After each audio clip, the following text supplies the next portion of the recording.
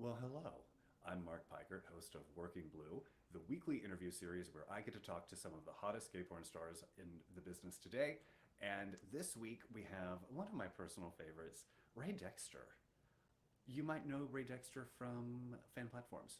You might know him from Trophy Boy at an award show. You might know him because he has the face of an adorable sweetie and the body of an insane Greek statue that would be seen in a museum with a penis that would definitely not be seen in a museum other than the Museum of Sex because it's enormous. And with that, let's bring him on. Hello, hello. Ray Dexter. I love that your branding for years has been Big Dick Asian Boy. That has been my name since, oh God, the Tumblr days. You remember the Tumblr days? I No, I don't. I'm so young. What is Tumblr? Is that like a TikTok subreddit? Oh God, no. Tumblr used to be the platform where everybody got their porn before they had little issues with child pornography. So, So, I mean, as so many places have. oh God, But we don't I want to talk think about that. you're kind of a pure example of someone who came up from Tumblr into fan platform, did a quick stint in studio work, and said, "I'm good," Yeah. and retired on your laurels, and keep your hand in, so to speak, on fan platform stuff. But mostly, you're living your life. Yeah, it's been a journey. I mean, Tumblr, I started like when I was like fresh face 18. Like as soon as it became legal, I was very much like, oh yeah, I'm gonna show my dick to the world. I mean, when you have a gift like that, you have to share it to the masses. I, true, very true. You can't hide it. If you have something like that, show it. That's what you know. What if you got it, flaunt it, and that's the old saying, and it still rings true today. Whether it's your dick or your body, flaunt it. That's right, and you do, and you did, and we're all better for it. But I've always been fascinated by your career because you're someone who really got a following on Tumblr. And when we first connected, you were just starting to shift over to fan platforms. Like OnlyFans was really starting to become a thing. Mhm. And at what point did you think, okay, this is where I'm throwing myself in with this. I'm going to be an online sex worker. Was there ever a moment, or did it just kind of snowball and you woke up one day and you're like, I'm actually making bank. I'm good. Yeah, so that actually started. I became an online sex worker when I was in 2018. I was 22 because I had always done Tumblr and OnlyFans, I think, popped up in what, 2016, 2017, or somewhere around that Yeah. time. I actually tried to get into the platform. And obviously back then, like their company was a little shifty, and things weren't going really well. And processing for new models took months at a time. I put my application in like 3 times and I kept getting rejected. I was like, why? And so what I ended up doing first was chatterbait. Actually, I was a cam model. That yeah, I was a cam model on chatterbait, and that lasted about 3 months. Yeah, that's currently my record of doing cam work. I can do it for 3 months, and then I gotta stop. It's a lot. It's a lot of customer service. It was a lot of work. Yeah, it's so much more work than people think. It's like it's more than just like, "Ew, I'm just gonna show my tits for a little bit, and then, oh, let me just move down to my dick, and then like it's a lot more than just teasing and all that. Like you're constantly chatting with your fans, the viewers, promoting it, and there were some days where I'd work. My longest show I ever did was probably like 3 hours, but that was only because it kept rolling in and rolling in. But there were days where I would sit there for 2 hours and earn literally $4, like Yeah. four whole dollars, because nobody was tipping and there was nobody in the room, or there was a bunch of people in the room but they didn't feel like tipping. I was like, yeah, no, this. One day I'm making $500 in a show, the next day I'm making four. Like it was very, very volatile. I mean, it's crazy. And then sometimes you get the guys who are like, "Do you have Cash App?" And you're like, "Oh, thank God, yes." Oh, see, I don't Yes. think I don't remember doing that because I was 4 years ago now, and even back then, I don't think Cash App or Venmo was that as big as it is now today. Yeah, Cash App is very much a thing now where you're like, "Oh, Okay, I can turn this off for a hot second, catch my breath, and then like jump on Skype with you. Not that you're allowed to do that on Chatterbait or Cam4, and not that I know. I'm just your friendly interviewer. I'm not. I'm certainly not doing this. Uh, I certainly wasn't doing this earlier today, and I'm still not wearing pants underneath them. True me. So you did Chatterbait, and then eventually you were verified on OnlyFans. So actually, OnlyFans took even longer than that because the reason why I quit Chatterbait was because I actually joined Just for Fans. Just for Fans became a thing, and I was like, oh, what is this other platform? Let me see if I can get verified on this. And sure enough, they verified me in like 2 seconds. I was like, okay, yeah, no, I'm gonna start on here and see what happens. I'm gonna put another application for OnlyFans and see where that goes. I mean, I eventually got verified for OnlyFans, but I started on Just for Fans actually. That was where I really got started with the fan platform, just because they were lenient, they were quick, they were responsive. I was like, yeah, why not? Um, but then OnlyFans also got me on board, and I was like, well, now I have two sources of income. That's even better. I mean, yeah, the thing about Just for Fans is it's owned and run by sex workers, so they're very cognizant of what you guys need. Oh, yeah, exactly. I mean, I actually know Dominic Ford myself. I actually have, never worked with him, as a model, but I do know him in person. He is an acquaintance. Can't really call him a friend. He's a friend, but like a distant friend, more acquaintance side. But he's a very good man, very good person, and I mean, thanks to his site was how I really got started on the fan site stuff. I think so. In one of my many previous jobs, you were writing for me quite a bit, and you wrote one of the favorite things that site published, which was talking about basically the extremely casual racism that you encountered from your fans and your viewers on a daily basis. And at the time when I published it, I was really just thinking about your studio career and your fan platform stuff. But my God, on Chatterbait especially, like that must have been just endless. Yeah, I definitely got a lot of unwelcome messages, and thankfully, having a moderator on my side most of my shows, I was able to get them out of the room, make sure that they were blocked, that they wouldn't come to my future shows. And having it monitored definitely lowered it a lot. But there were a lot of times where people would just blurt out, just I can't even recall off the top of my head like what they would say, because I would very much put a wall up and just like, yeah, no, I'm not gonna let this affect me. I'm not gonna let this affect me. Like I really didn't want it to kill my vibe, especially during a cam show where you got to keep your vibe up because you don't want people to see, oh, he's not feeling it, he's not having it, and that would obviously in turn make people not want to tip you or leave the room. I, yeah, I mean it's a huge thing when you're camming. You have to maintain that customer is always right smile Yeah. to a certain extent, where you're just like, uh, how about showing us your feet? How about showing me some tips? Am I right? Oh, oh yeah, yeah.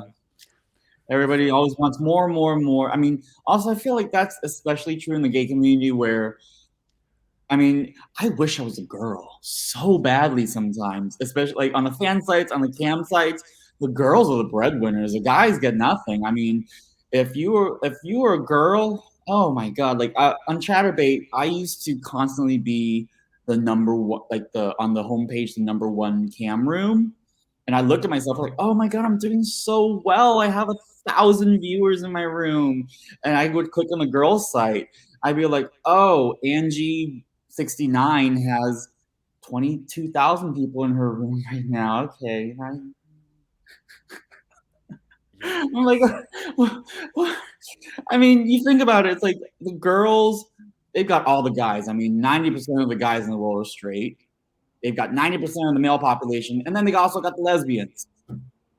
So, I It's mean, so unfair. I've always said that. it's so unfair. The gays, what do we got? We got the remaining 10% of the male population. Yeah. A few of the women who love to watch gay porn, and some of them are my really good friends. Like I really love them dearly, nearly and dearly to my heart. They're super supportive. They are more supportive than the gays. Yeah, there's a real there's a real vibe in the gay community of, well, just go ahead and show me your dick. What are you waiting for? Why do I Right. have to tip you to see your dick? I can see a dick from any other person on here. Great, sir. Farewell. Go look at one of those. It still baffles me. It's just like, oh, they just want more and more and more, and it's very much a stereotype, and it's also sort of like a, what's the word? I have such a shitty vocabulary, ESL man, but but yeah, you get what I mean. Like they don't want to pay for it, and they just want they expect more and more out of you. As soon as they get that taste, they just want they want you to give them the world, but they don't want to pay for the That's world. that thing, and I imagine that you ran into this a little bit with um, some other forms of income, where they think that you're just doing it for fun, and you're like, well, like I'm kind of here to make some money, and they're like, what? Like, I don't want to think about money changing hands. I thought that you were into this with me. I thought that we were chatting and you were super horny for me, and you're like, because I'm good at my job, but no, show me Yeah, the money, no. bitch. See, like there are so many things that I wish I could tell my younger self, especially during my Tumblr days. Because on Tumblr, I did give a lot. Like I gave a lot of my, I gave a lot of content for free. At first, it started as a hobby. I mean, for the first 4 years, it was a hobby, especially before I started camming. Before I showed my face the first day I started camming because I wanted to reveal the world. Hey, look, this is me. Um, and if I've mentored a lot of new OnlyFans creators, and I told them, look, like if I could have done it over again, I wouldn't have shown as much. I wouldn't have. I would have teased a little longer. I would have. And part of me is just because I was sort of a little exhibitionist. I love the attention I got from Tumblr. I'm not gonna lie about that. I did get a lot, a lot of attention. Like the first dick pic that I posted on Tumblr, I remember the first week, I didn't know where it was gonna go. I didn't expect it to develop in anything. But as soon as I posted that one dick pic, and it was like, oh, I captioned it like, oh, hey, guess what? I'm a hung Asian or something. I got like 5,000 followers in less than a week. I was like, whoa, so is this going somewhere? And my picture went viral. I was like, I think I'm gonna keep going with this. And for 4 years, it was it was a hobby. It was purely a hobby. So I was egging him on, and I kept giving him, yeah, look, you like this big Asian dick, don't you? Yeah, aren't you surprised? I'm Asian. Yeah, no, Asians break the stereotypes of little dicks. Yeah, no. I was so playing into it, and it's gotten me here What thus I think is so far. And crazy is Asian is the most searched porn term is it? on Pornhub if they do like a release of what their most searched things are, and in the gay on the gay vertical of Pornhub, Asian is consistently every quarter in the top 5 most searched phrases. You would not know that judging on the major studios' output. Oh, yeah, no, And it is inexplicable to me, and as someone who has worked with studios before, not as a model yet, uh, they have their niche, and they do not deviate from that because they don't want to upset their current customers. right. But my big push has always been wherever I am. You're not going to piss anyone off if you continue doing that and then add in something else that people are looking for, that people are hungry for. There's a market that people are not being served.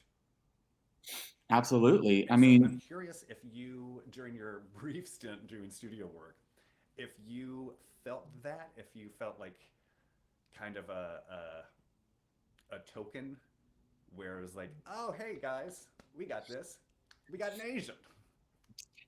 yeah, I mean, I'm not gonna name any studios because I don't want to, No, no, I, no. I don't, I'm not gonna like play into any biases or anything. But there were some studio work that I've done where I did feel sort of like a token, whether it was on, I don't think it was on purpose most of the time.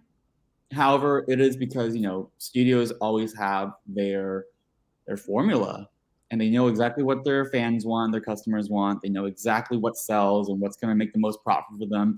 And of course, when you're running a company, you're running a business, you're looking at your finances like, oh well, look at this video, but this hot muscular white dude fucking this other hot muscular white dude. Oh yeah, that's making us 95% of our income. All right, yeah, we're gonna pump out all those videos, and then everything else trickles down into, oh yeah, the people of color over there. Yeah, we're gonna throw in a black model here and see where that goes. Was it an easy decision to step away from doing studio stuff, or did you struggle with that? It was pretty easy. I'm not gonna lie, it was an easy decision for me just because I so studio had never really been my thing. I started doing studio a little after I started, like shortly after I started doing after camming and after I started my fan sites. It's 2019, April 2019. I started doing studio work, and it my first studio experience. It was good. Like it was good, but I also didn't know what to expect. I really didn't know, uh, how filming went, what happens on set. Like I did it, it went well. However, I was just not feeling it. And I kept trying to get into studio work, but I just wasn't feeling it. And when I looked at my paychecks compared to my fan site stuff, there was a no brainer. I was like, I'm making so much more money on my fan sites than I would ever make in studio. Yeah, I mean, and then it also offers you the freedom. That too. The freedom was my biggest thing. Is like I absolutely hated getting my schedule for a porn shoot and then seeing, oh God, I'm working. I'm doing the shoot's a week long. I'm doing all these scenes, and uh, it just really was not my vibe. There are some people who can do both. Some people who flourish in both Yeah. fan site stuff and studio stuff. There are some people who purely enjoy studio work, and that's great. And there are other people who are the opposite, who just want to do fan site stuff. And I'm very much the latter. Well, you need to be. The thing too about doing just the fan site stuff is if your collaborator cancels on you at the last minute, you're just at home. You're not already at the studio waiting. Yeah, exactly. Like there has been some shoots where things went a little awry with the scheduling, or somebody didn't show, or somebody decided to just dip, and we're just like, okay, what do we do now? We got to rewrite the script. We got to figure this out. We got to, you're working with him now, and he's working with him instead of you. And like I've dealt with the blood, sweat, and tears from doing studio work, and it was an easy decision for me to say, this is not my thing. This is not my scene. This is not my vibe. I'm ready to step back from this. Now, meanwhile, the most pressing question: how do you maintain that insane body and eat as much pizza as you do? Oh God, my my body right now at the moment currently is not in the best shape. I've been a little busy with juggling a lot of things in life, so I've sort of, I mean, in layman terms, let myself go. But oh my God, I didn't know that before. Get out of this studio! I don't want this anymore. I've been juggling a lot of things in life, so I haven't been really keeping up my fitness. But I used to work out. I did a lot of high intensity workout. I worked out, 2 times a day sometimes, just because I had nothing else to do. I mean, that was back when pandemic was still raging on, and now it's just, well, you know what? I have nothing else to do. I'm gonna go ahead and work out. And also my diet, like as much pizza as I eat, I also try to keep my diet as clean as possible. Like I definitely do my meal preps with my chicken and vegetables. I definitely, take my protein, have my pre-workout, my post-workout, this and that. And so there's, uh, every person's body, everybody's body is different, and will react differently to different types of workouts and different supplements, or different, just different diets. Like somebody who is genetically predisposed to build muscle is probably gonna, they're gonna build it a lot easier than somebody who, like me, who isn't predisposed to build muscle. I've always been very skinny my whole life. I have to work really hard to get to where I am or was. No matter where you are in your fitness journey, that dick stays the same, though. The dick stays the same, and if anything, it got bigger because I was It's gotten bigger because I decided to get injections in my dick. Are you still doing the injections? I am not because it's very expensive. I remember, yes, we spoke about it. You wrote about it. I did. It was a very expensive procedure. And I mean, if I had all the money in the world, I would absolutely do it again in a heartbeat. But at the moment, no. Was it sad when you lost that dick? It's still there. It's just, I mean, Oh, I thought you I had to do started, I like started like touch-ups here. every couple of months. Hmm? I thought you had to do touch-ups like every Oh month no, or I so. never did. I never did touch ups, but I mean, it started. My dick started from like here. I made it like here, and now it's like reduced down to like here. Like it's definitely not as big as when it was freshly injected, but it's it's bigger. I'm It's still good bigger. for you. Gotta keep that big dick Asian boy energy going. Big dick vibes, big dick energy. Yeah, BDE, babe, BDE. All right, Ray. Where can people follow you on social media?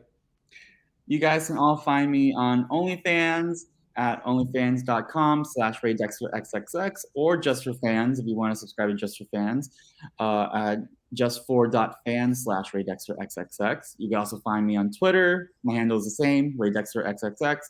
Or you can follow me on Instagram at the Ray Dexter. And there will be links to everything PG rated that YouTube will allow me to link to in the article. So please keep an eye out for that.